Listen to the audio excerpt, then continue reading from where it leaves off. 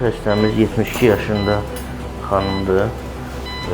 Aşağı ətraflarında xroniki venöz çatmazlıq və trombozla müraciət eləmişdi.